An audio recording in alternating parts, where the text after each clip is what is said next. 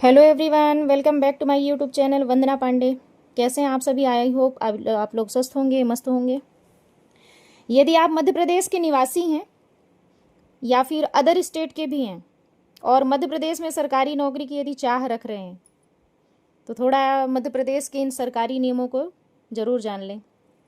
इनसे वाकिफ़ होना बहुत ज़रूरी है आपको, क्योंकि यदि आपने मध्य प्रदेश में चयन परीक्षा निकाल ली, सिलेक्ट हो गए, मेरिट में भी आ गए, ज्वाइनिंग भी मिल गई, आप अपनी नज़र में तो आपने गवर्नमेंट जॉब पा ली, लेकिन गवर्नमेंट की नज़र में आप अभी सरकारी कर्मचारी नहीं हैं। मतलब तो फिर कौन है आप? ना तो आप सरकारी कर्मचारी रहेंगे, तो क्या आप ठेके में रहेंगे? तो आप ठेके में भी नहीं रहेंगे, आप कहलाएंगे स्टाइपेंड एम्प्लॉयज़। जी हाँ, मतलब अधर में लटका हुआ कर्मचारी। कितने सालों तक?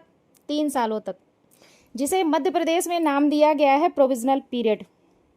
जी हाँ, आप सेलेक्ट होने के बाद भी, गवर्नमेंट एम्प्लॉयज़ बनने के बाद भी, भाई गवर्नमेंट एम्प्लॉयज़ तो आप अपनी नज़र में बने हैं, आपने एग्ज़ाम निकाला, आपका मेरिट में नाम आया, आप सेलेक्ट हुए, आपने ज्वाइनिंग पा ली, आप जाने लगे, आपके काम का वर्किंग टाइम चालू हो गया, लेकिन आपको ये फील 3 साल तक नहीं होने देगी मध्य प्रदेश की सरकार कि आप गवर्नमेंटेड एम्प्लॉयज़ हो। क्योंकि मध्य प्रदेश सरकार का एक नियम है, नाम बदलना तो आसान है, यहाँ पर काम बदले या न बदले, नाम बहुत जल्दी बदलता है। अब चाहे वो बात हो बेरोजगारों का नाम बदल के आकांक्षी युवा कहला दो, या फिर कभी पुरानी व्यापम का नाम पीईबी कर दो, पीईबी को एसबी कहने, ईएसबी कहने लगो, लेकिन बात तो वही है, काम वही है, आप नाम कुछ भी बदलते रहो। अब वो बात अलग है कि किसी की भी पार्टी आ जाती है तो एक दूसरे को दोषारोपण करते रहते हैं, लेकिन यहाँ जो भी पार्टी, जिसकी भी सरकार आती है, सबका काम वही है, सबसे पहले नए नए नियम लाओ, अपने अपने प्रस्ताव लाओ, किसी की भलाई या बुराई नहीं देखो कि उससे किसी का, आम जनता का कितना नुकसान होने वाला है, युवाओं का नुकसान होने वाला है, बेरोजगारों का, आकांक्षी युवाओं का कितना नुकसान होने वाला है, ये बिल्कुल भी इससे मध्य प्रदेश सरकार को मतलब नहीं है। उसे तो अपने प्रस्तावों से मतलब है, नए नए प्रस्ताव लाना।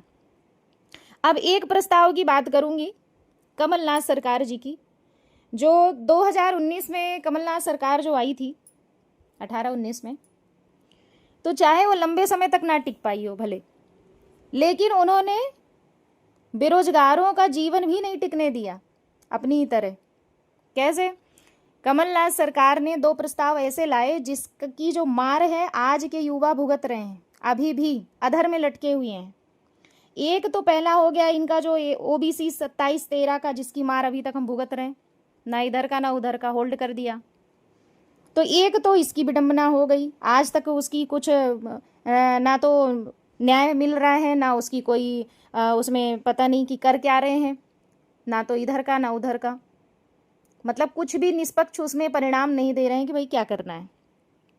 दूसरा, कमलनाथ सरकार में एक और प्रस्ताव पारित हुआ था 12 दिसंबर 2019 को, कि अब जो कर्मचारी हैं जो चयनित होकर सरकारी नौकरी के लिए दावेदारी करेंगे और सेलेक्ट होंगे, ज्वाइनिंग लेंगे, तो वो 3 साल तक सरकारी कर्मचारी नहीं कहे जाएंगे। क्या कहे जाएंगे? स्टाइपेंड कर्मचारी है, मतलब स्टाइपेंड एम्प्लॉयज़ कहे जाएंगे। मतलब ना इधर का ना उधर का, ना तो आप सरकारी हो ना ठेके में हो। अब तो ये ठेके वाला तो एक निश्चित समय तक का होता है, लेकिन ये जो पीरियड है इसमें उन्होंने, मतलब बात वही है, संविदा का खूब विरोध हुआ कि भाई संविदा कर्मचारी कहे जा रहे हैं, लेकिन नाम इन्होंने बदल के रख दिया, क्या? Provisional period. काम वही है, और एक सिस्टम ला दिया इन्होंने कि भाई जो उम्मीदवार है वो सिलेक्ट होकर जब जाएगा, सरकारी कर्मचारी बनेगा अपनी नज़र में, सरकार की नज़र में नहीं, तो पहले साल उसे 70% वेतन, दूसरे साल उसे 80% वेतन, और तीसरे साल उसे 90% वेतन मिलेगा, और जब उसका प्रोविजनल पीरियड पूरा हो जाएगा तब कहीं वो 100% का हकदार होगा।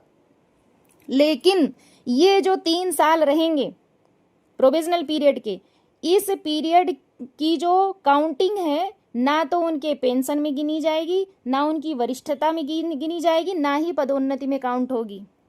अब ये बताइए, जिसने 35 से 40, और तो और छोड़ो, यदि 44 साल में जिसने नौकरी पाई, 3 साल उसके और चले गए। अब जो उसको 10-20 साल जो भी नौकरी करना है, उसमें भी उसका जो प्रोविजनल पीरियड की वजह से 3 साल जो हैं वो तो व्यर्थ चले गए, क्योंकि वो तो ना पदोन्नति, ना वरिष्ठता, ना पेंशन में किसी में काउंट ही नहीं होंगे। तो इस प्रताड़ना से पीड़ित होकर मध्य प्रदेश में 1500 एम्प्लॉयज़ का ऐसा आंकड़ा है जो प्रोविजनल पीरियड में ही नौकरी छोड़ के भाग गए, क्योंकि उनको ये जो सरकार का जो नियम है बिल्कुल भी रास नहीं आया। क्योंकि इस 3 साल में ये भी रखा गया था कि आपका बात, आपका व्यवहार, आपका अनुशासन, आपका काम, आपका रिजल्ट, आपकी प्रतिक्रिया कैसी रहेगी। यदि इसमें कोई भी सरकार को किसी भी तरह से आप में यदि कोई भी कभी समझ में आई तो वो बीच में भी निकाल सकती है। तो ये जो नियम है इससे परेशान होकर 1500 लोग जो है भाग गए। अब ये जब नियम जारी किया गया तो जो शिवराज सरकार थी उसने इसका खुलकर विरोध किया और उन्होंने बोला कि ये काला कानून है, इसका कोई मतलब नहीं है इस नियम का, ये जो लागू किया गया है। अब छत्तीसगढ़ में भी कांग्रेस की सरकार आई, छत्तीसगढ़ में भी यही नियम था, लेकिन छत्तीसगढ़ में जब चुनाव हुए और दूसरी सरकार आई तो उसने 12 सितंबर 2023 को ये नियम खत्म कर दिया। तो अब ये नियम केवल और केवल मध्य प्रदेश में चल रहा है।